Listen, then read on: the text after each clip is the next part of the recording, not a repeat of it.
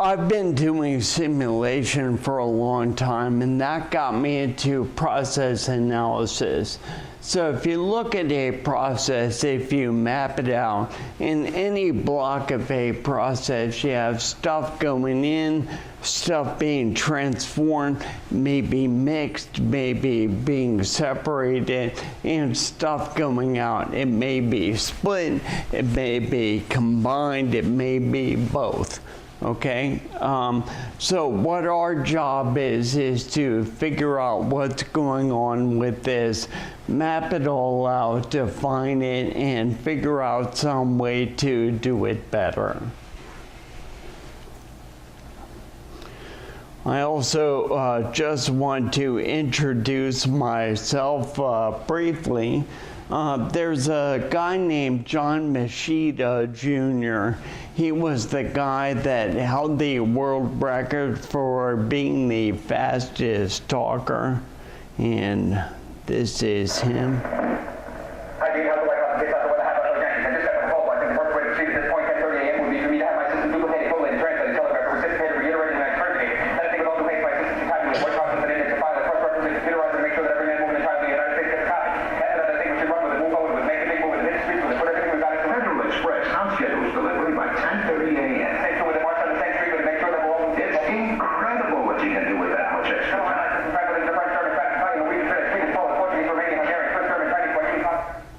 I always loved that commercial whenever it came on. It was very funny. That is Stephen Hawking. As you can guess, he doesn't talk all that fast, at least without a computer. So that's our boy John there. He's very fast. I made something called the Machida-Hawking scale, and I plotted some things on it.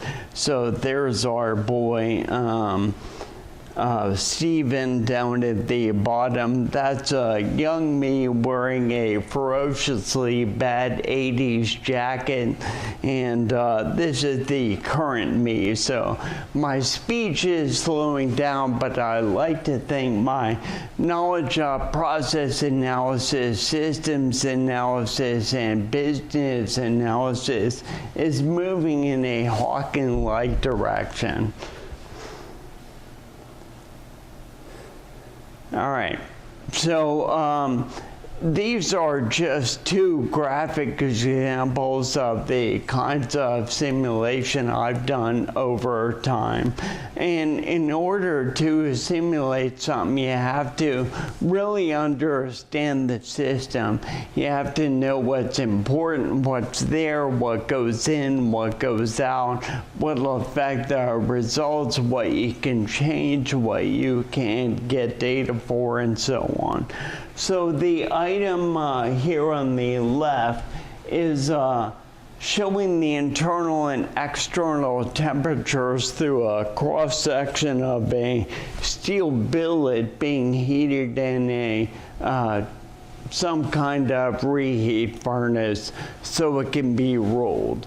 And you have to make sure that it's all the way softened up. Can't have a differential temperature that's too high, can't be too soft, and you can't measure what's going on inside the piece of steel, but you can simulate it. So then the average and the differential temperature becomes your control variable in the control loop. The other thing is an example discrete event simulation I put together as an example using a JavaScript-based framework that I wrote. So you have entries, queues, splits, joins, exits, processes, parking lots, paths, and entities being processed.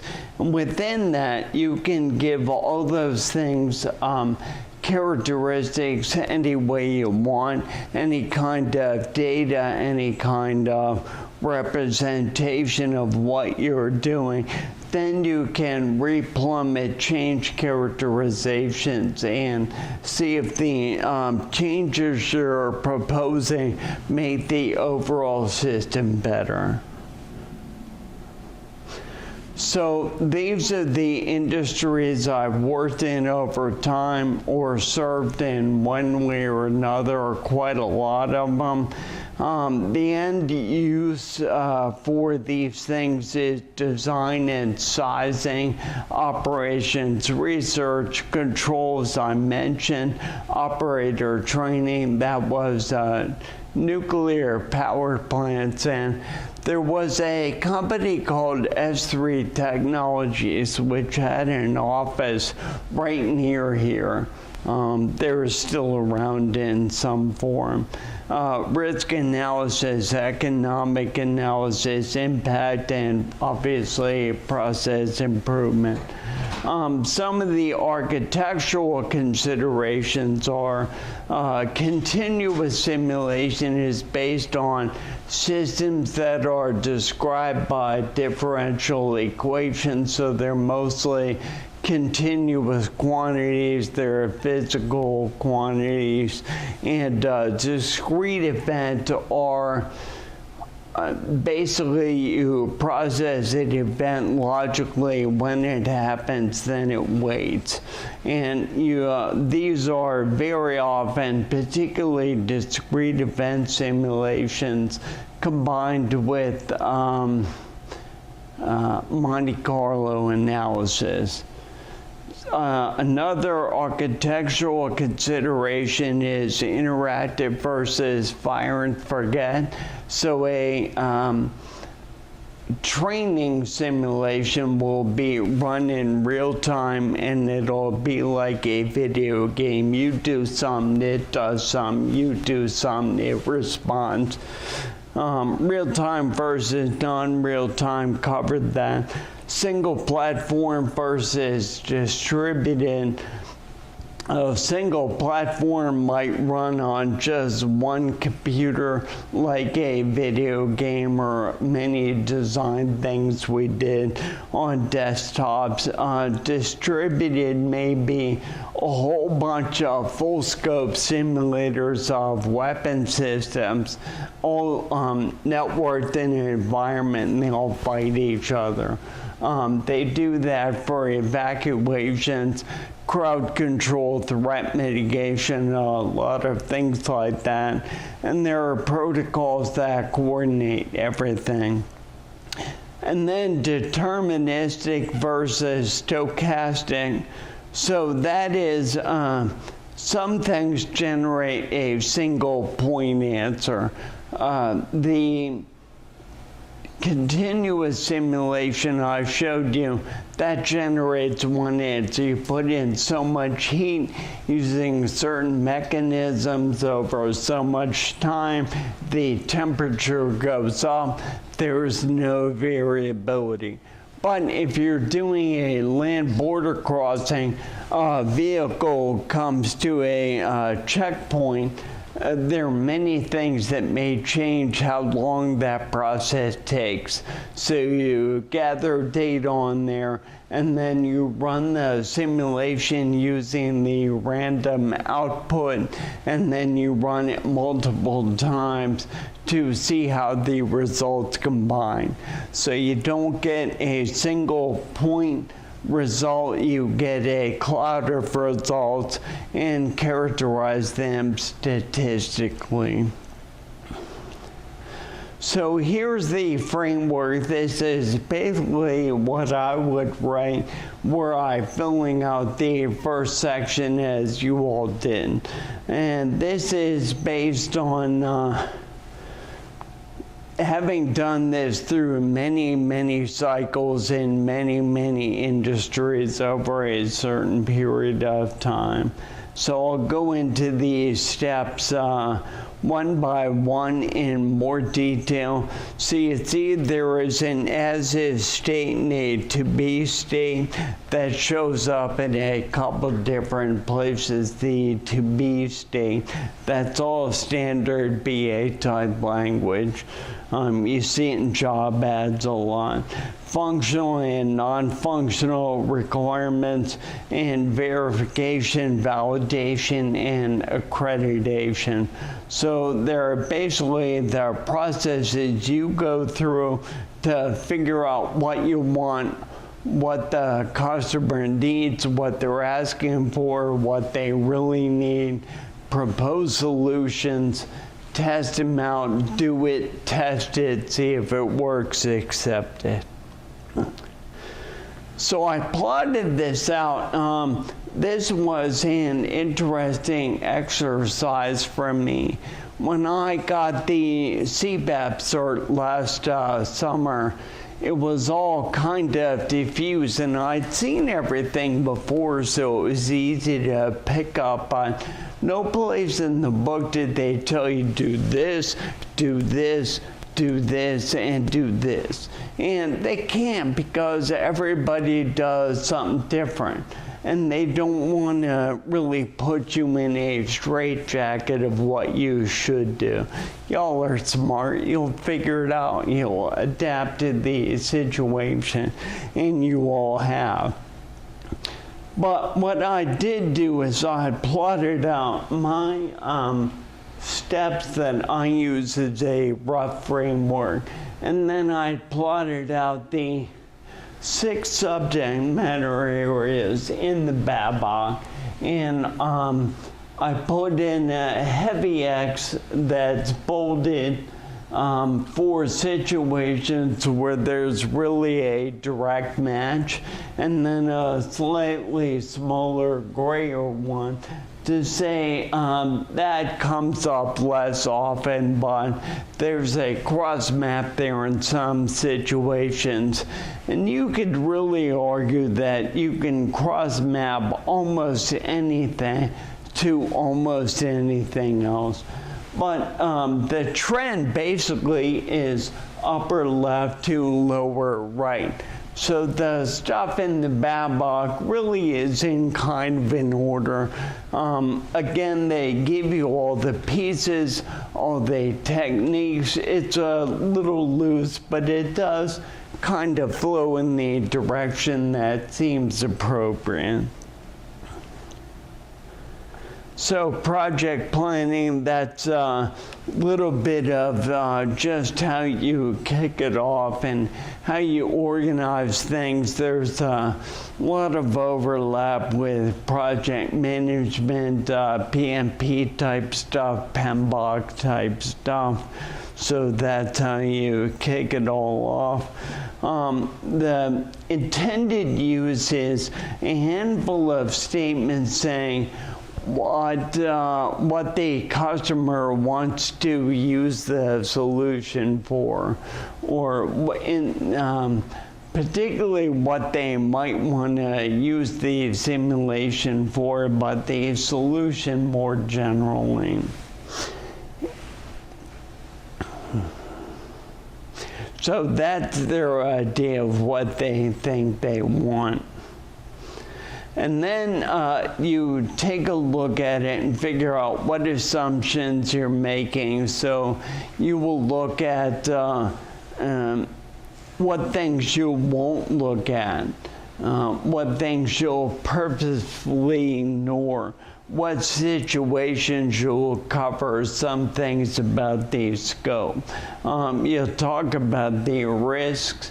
If we don't do something, what'll happen? If we do it but it's wrong, what'll happen? What are the impacts if something goes wrong or something unexpected happens? So the conceptual model is our abstract way of saying what we have.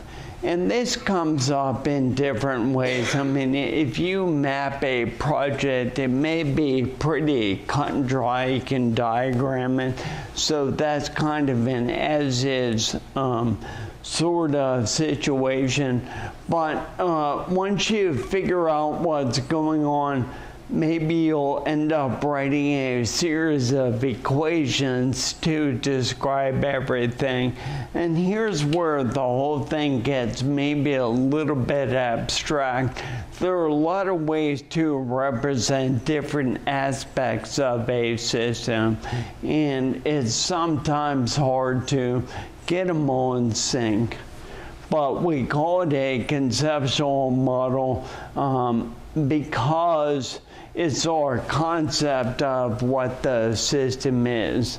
And this applies whether we're building a simulation or working with or mapping a system that already exists, or one that doesn't exist yet that we're thinking about building to instantiate a solution of some kind. The whole thing's driven by data. So we have to make sure that we vet all the data, that it comes from reliable sources, that it's accurate, that it's obtainable, that we understand it. We have to track and document how it's transformed and make sure there's enough data coming in to accurately drive and support everything we want coming out. So you can't have output numbers that just come from no place. They have to be driven by something. One of the things I ended up doing for a very large organization is collect we had a huge amount of input data that drove this giant spreadsheet that had like 100,000 values in it. And it was used to justify staff for all the POEs in land, air, and sea all over the US, Canada, and Mexico, and some in other places. And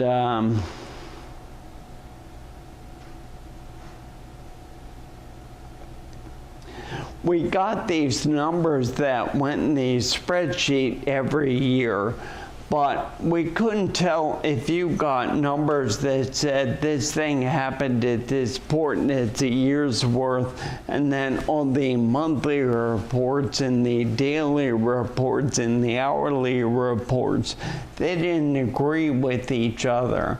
Well, that's a disaster. So we had to trace back to figure out where the data was transformed and why these things didn't match up. So you have to know that, because like anything else, garbage in, garbage out, right? So when we write requirements, obviously we have functional and non-functional requirements. Functional is what the system does, everything that makes the system up, and non-functional is what the system is. And I classify, I don't know if this is universal, things like how the system is maintained and governed. That's all soft stuff. I call that non-functional. But everything that you actually map that describes the process, all the entities, all the data, that's all functional. And that represents the to-be state in abstract terms. So one other thing I probably mentioned a page back is every single, all the findings you have in each one of these steps are entered into a requirements traceability matrix, right? And I'll get into that, but they should all, every item you have should map to a previous step and also map to a forward step. Because if an item doesn't match in both directions, there's no reason to have it, right? So the design is the to-be state in a concrete way. So that's your proposal for what you're actually gonna build, or what the changed, modified system might end up being. Again, all this is plotted in the RTM. And you may do a lot of research and try a lot of different options for this. You'll definitely be working with the customer, doing some kind of iterative presentation, review, feedback kind of cycle. You'll do that in all these steps too.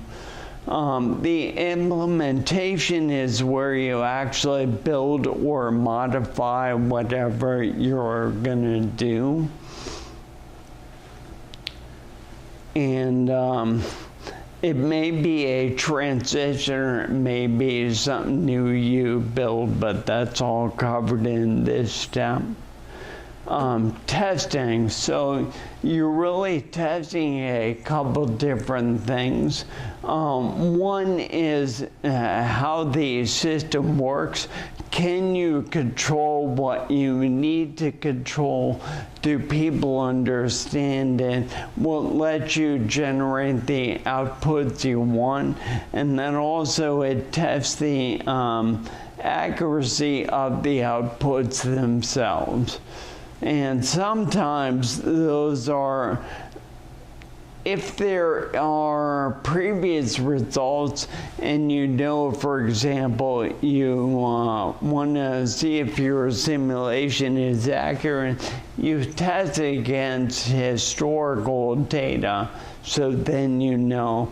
But sometimes if you're doing something that's never been done before, you may just have to accept that you did everything right and find out, or it may rely on expert judgment.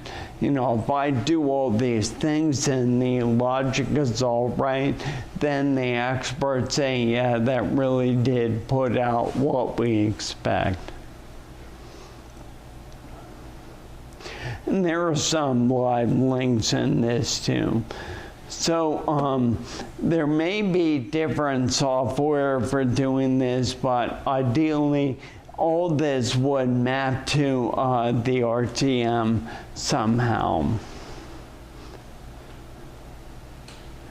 Then acceptance, basically if you did everything right and the customer is happy with the results, and we're talking internal and external customers, then they'll accept, or they won't, or they'll do a partial acceptance with limitations, which then maybe you will or will not go ahead and finish.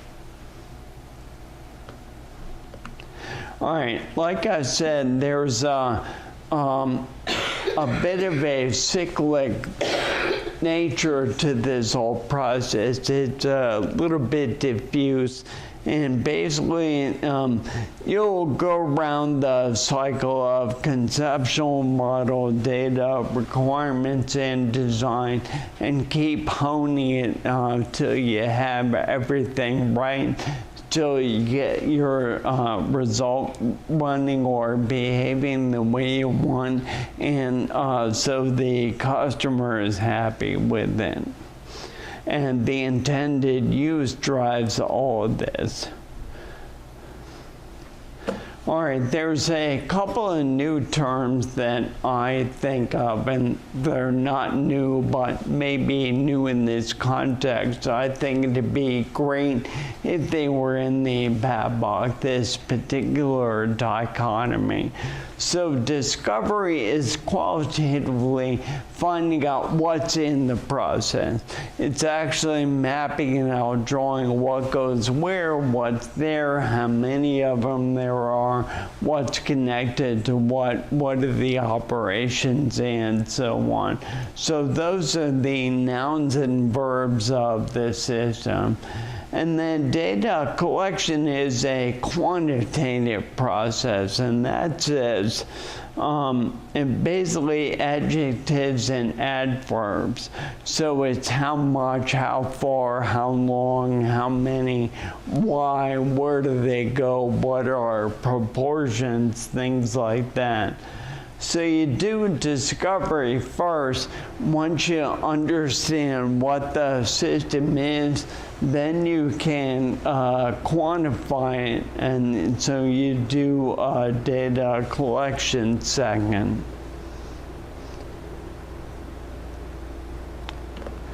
All right, so the discovery will be a little bit different based on whether there is an existing system.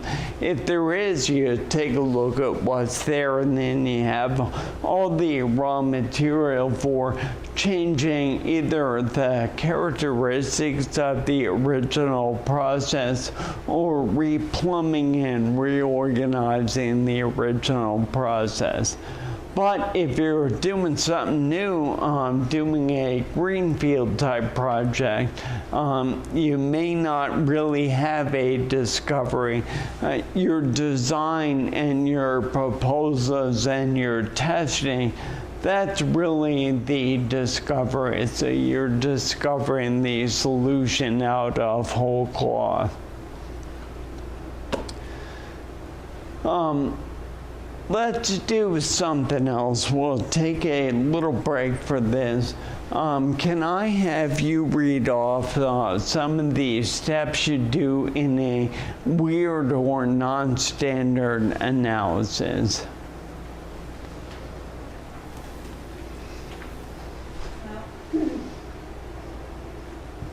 I said that I have to personally evaluate how committed management is to what they actually wanted. Because I find that those two things are not always in sync with each other. And the other thing is I often have to work around a manager who's afraid of change, having to continually demonstrate the products, the ease of use, and the savings in order to convince them to go forward. Nice. Anand?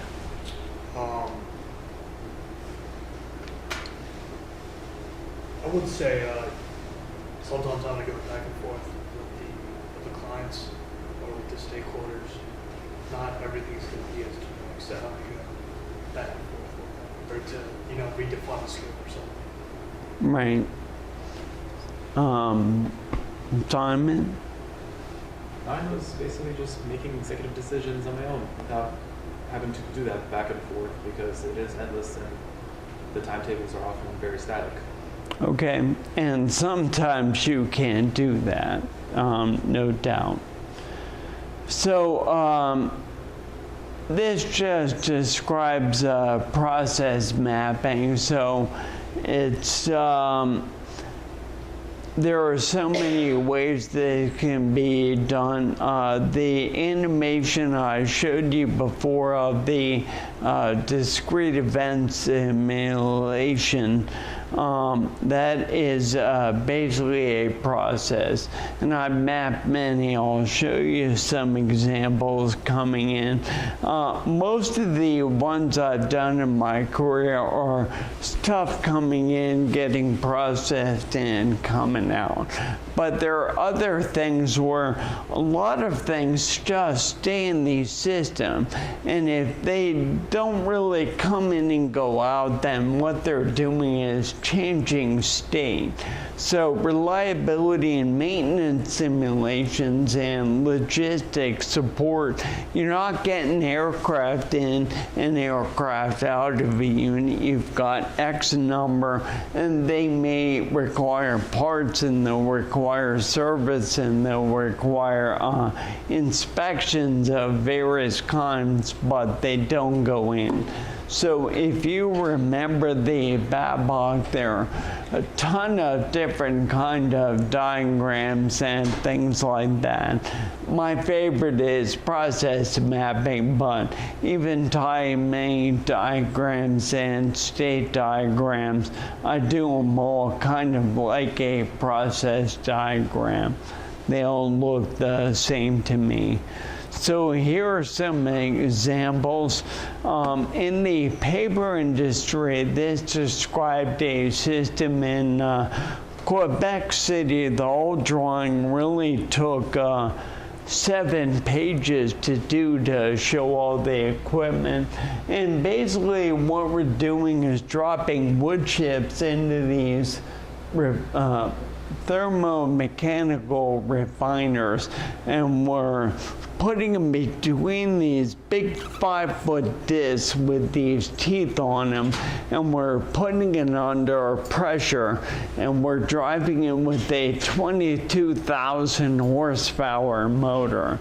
So that's shredding all the fibers in the wood apart and generating a heck of a lot of steam.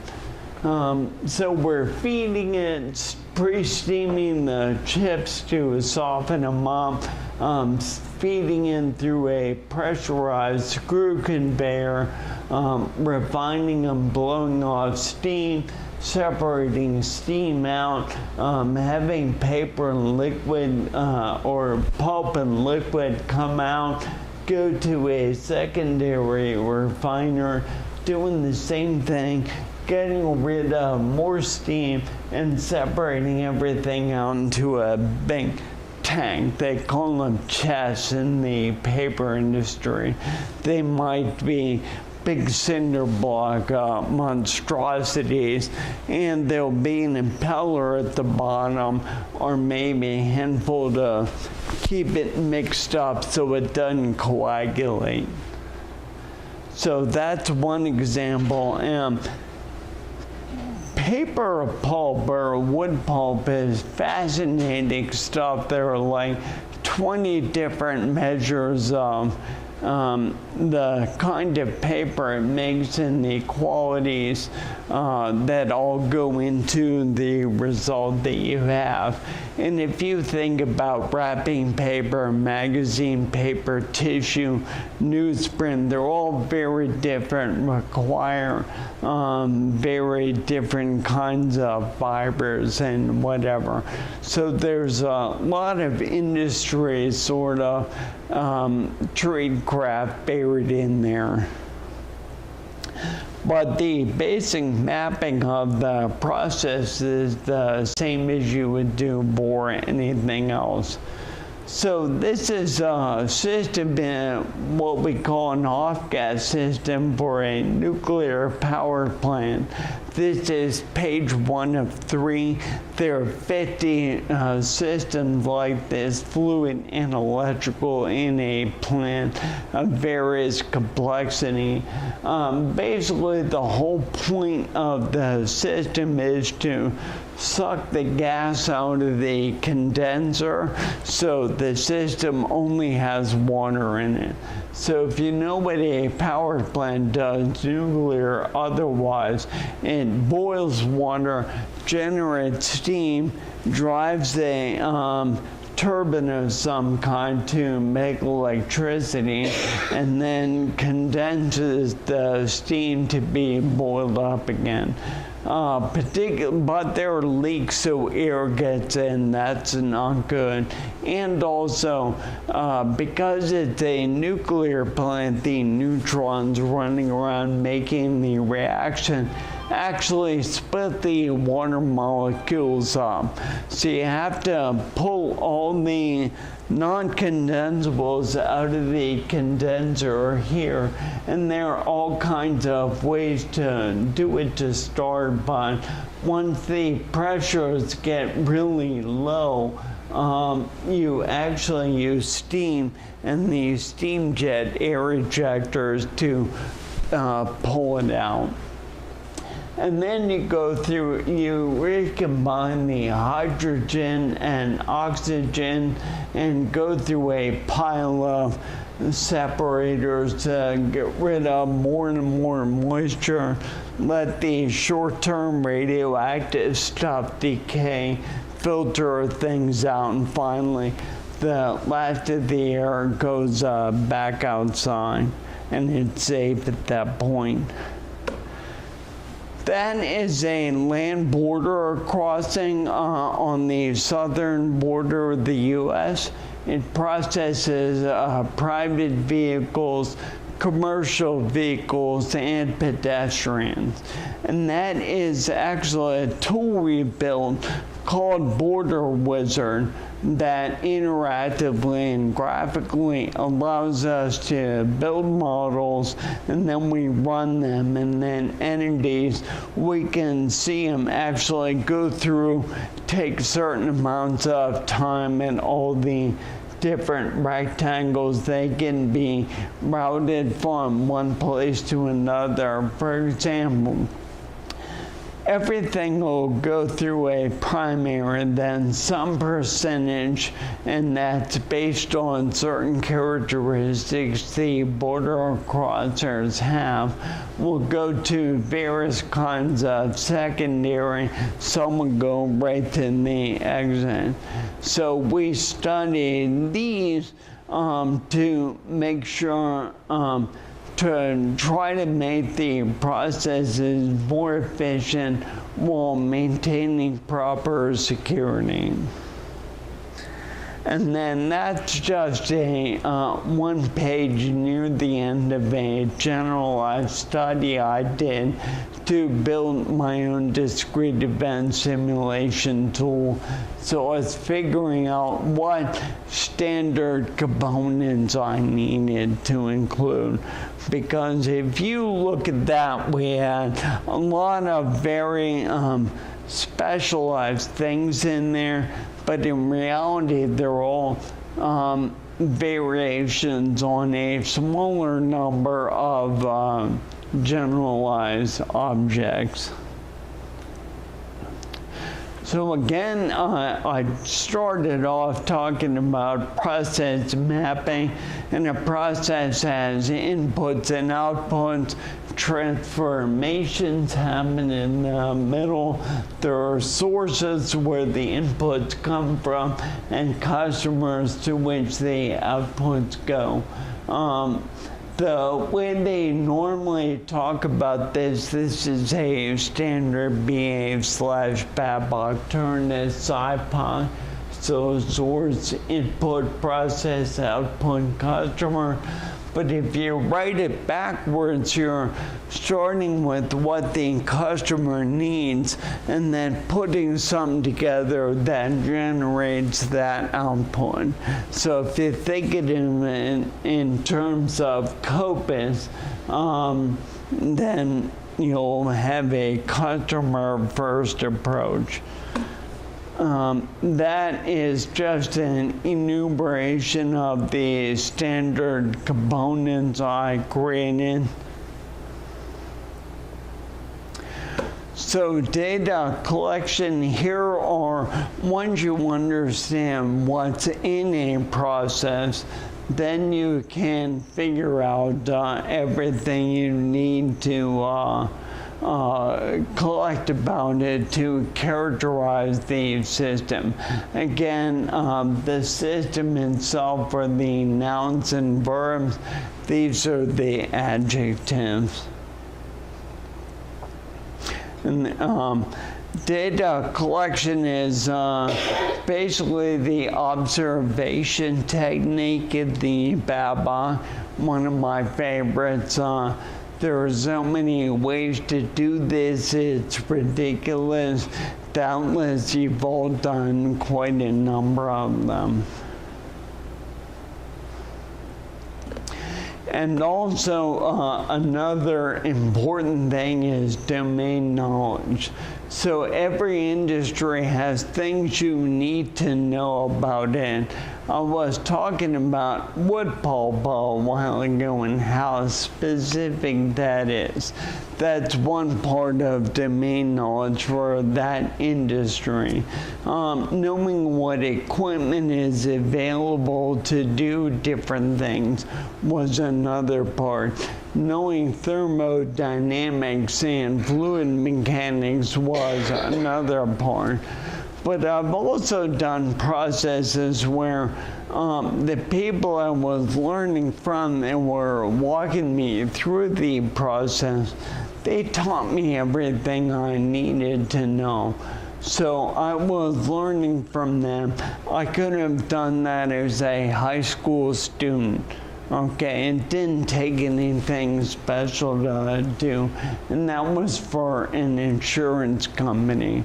So there are different levels of knowledge you need to analyze certain processes. But as BAs, the general skill of being able to figure out what's happening, measure it, replement, and improve it is itself a big skill. That's what we bring to the party. Here's the requirements traceability matrix kind of drawn out. So we start with the intended use. We have a handful of things the customer wants. Then we do a conceptual model which has a bunch of elements. And if we identify something in describing a complete system, maybe we'll realize we need another really base intended use. And that's the same with everything going forward. So everything is mapped in two directions. They could be mapped one to many and many to one. We get to requirements, design, implementation, test, and acceptance. And anytime we find something new that's not covered, maybe we have to go back and add something and map it all the way back to the beginning. And I put these down here because acceptance may be based on certain other characteristics or requirements that don't map directly into this process. Maybe as data collection, they wanted us to talk to certain shareholders and that are stakeholders. That would be a different kind of requirement that would be part of the acceptance that not directly mapped into the RTM. So we talked about a number of tools. Could some of you read off some of the tools you use?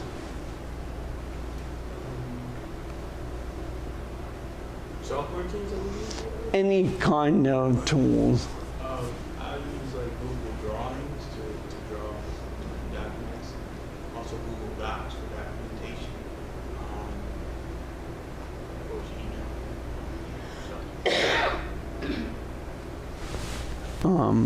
Go ahead. Sure.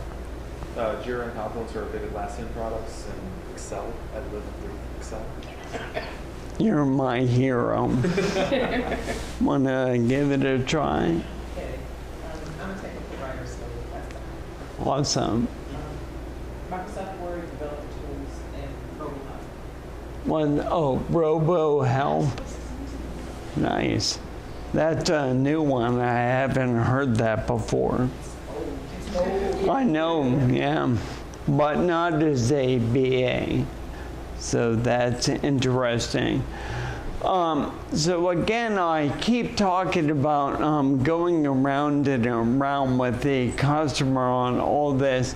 Ideally, sometimes you have to make an executive decision and just do your own thing. It's better to ask forgiveness than permission. But ideally, as you're doing these things, you review it with the customer, get acceptance, review with the customer, get acceptance, and you go through this through all the phases. And there's also, if you discover something that requires you to add something in a previous step, like I described with the RTM, this process kind of covers that. So here's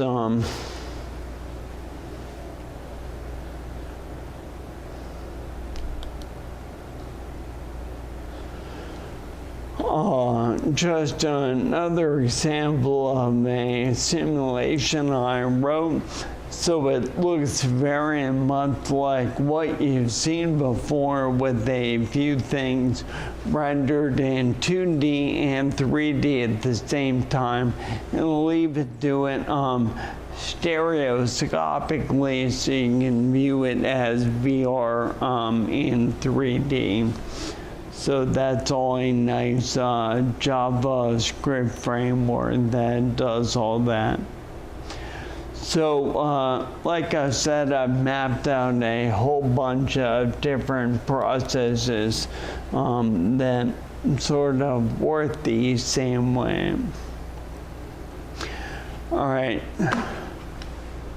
So what we've described here, what I've described is, if you're doing a really complex, full-blown, time-consuming process, this is everything you do. Now, as a practical matter, not everything you do in your career is this involved, right?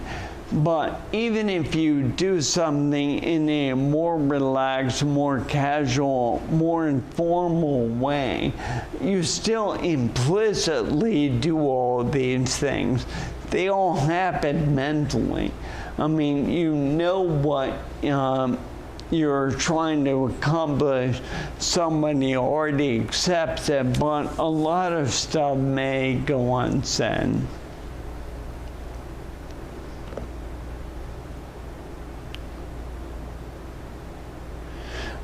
You can use any real management technique in this, or development technique.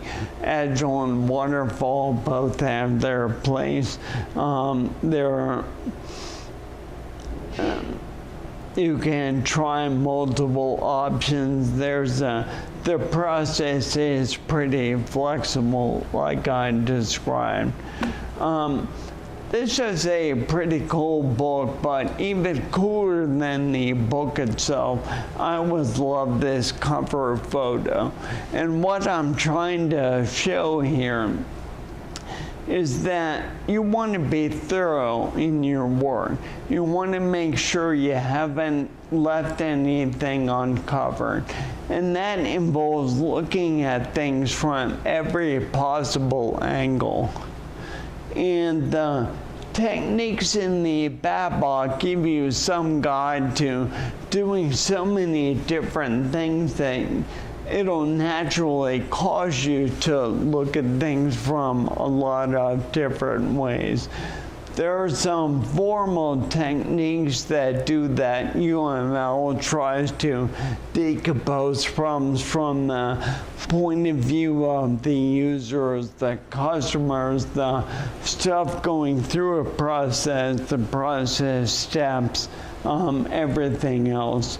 But and some of this is an art. You just have to think about what you don't know and figure out every possibility there is. Where I came up with the specific names for my steps in the overall framework, when I was working for Navy program, there's a guy who wrote up a way to do V&V of simulations, and he was this extremely loquacious guy with a larger-than-life personality, and that may have been somewhat hard to take, but the framework he came up with is pretty good. So if you look at the simulation as it's built and think of it as being in the middle here, so what you want to do is verification and validation. Again, verification is verifying that it works and it's correct and things like that. Validation is, does it meet the customer's needs? So if we're doing the V&V part, we write up what we're gonna do and then what we did. So that's either an integrated or an independent V&V team.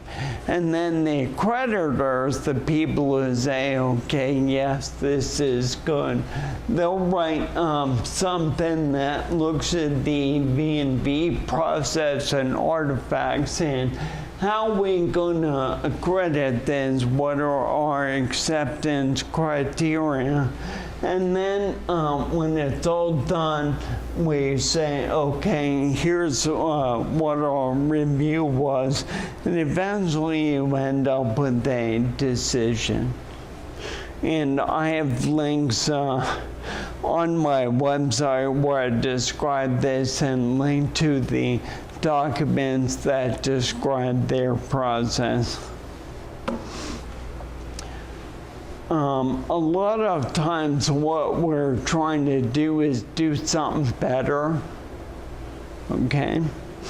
So there are two ways to go about that. Sometimes we're just trying to make things a little better, squeeze out a little bit here, remove an here or there, tighten something up over there.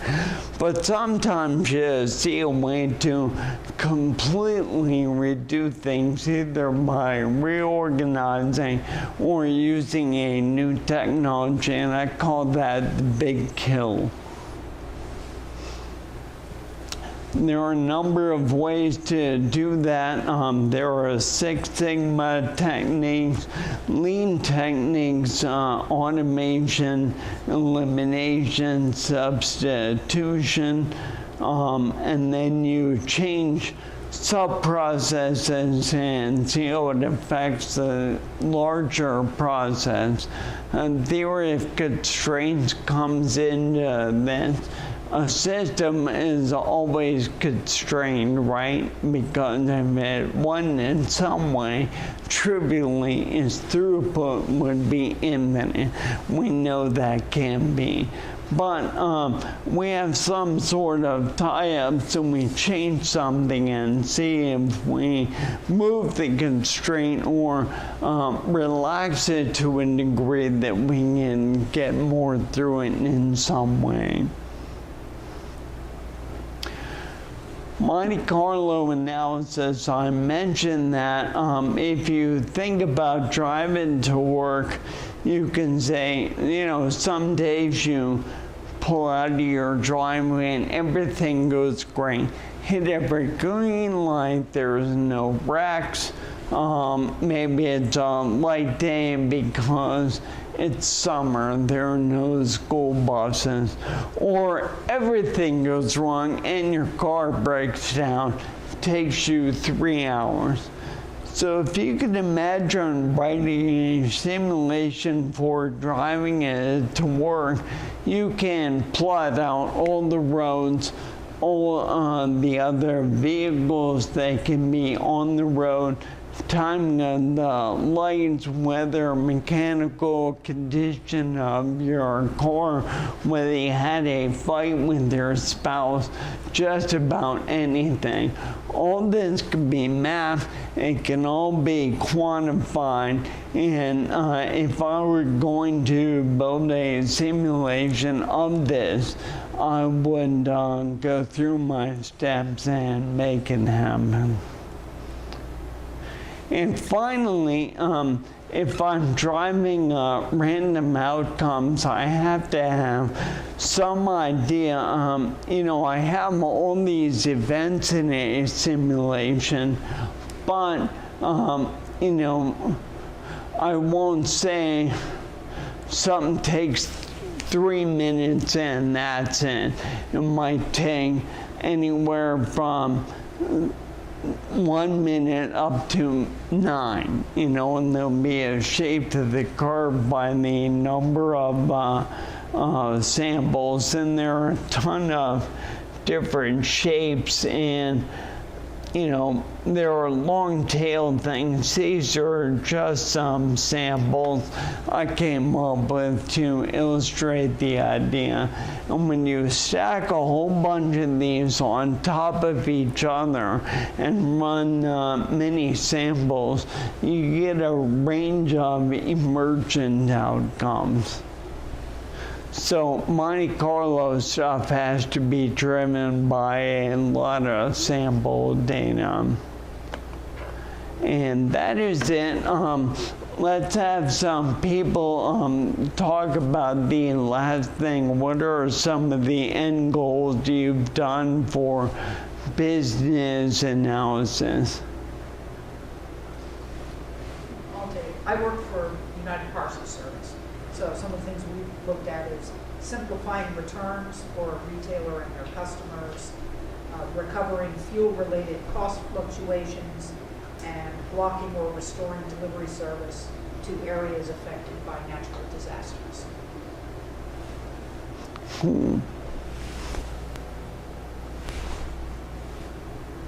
I'm gonna give it a try. We're creating a how-to repository of how-tos for conduit board, and creating a reporting mechanism for healthcare enrollments. None. Replace current analytics tool with a new one. Nice. All right, so as you can see, everybody has a different way to get from here to there, uses different tools to do it, does sort of the same thing most of the times, but not always, and you're doing it for different ends and different customers. So thank you very much. If anyone has any questions, catch up with me. Thank you very much.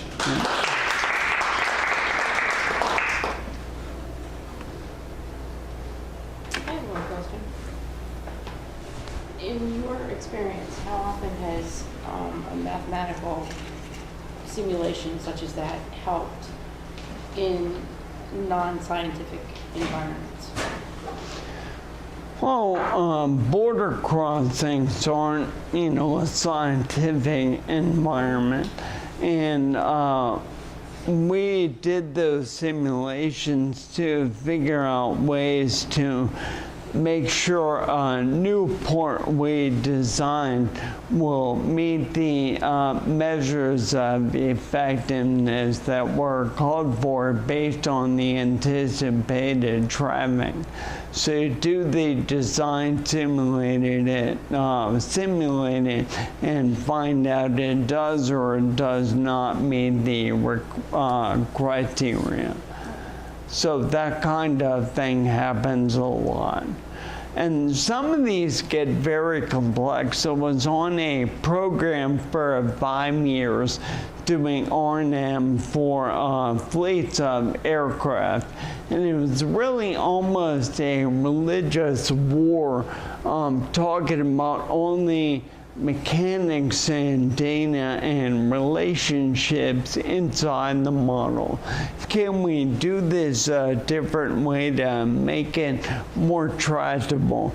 There was at least one fairly significant redesign while I was in there, and there were, you would think a discrete event simulation is maybe more straightforward, but it isn't. They can get super complicated. There's so much that goes into it. There are a lot of trade-offs. Thanks.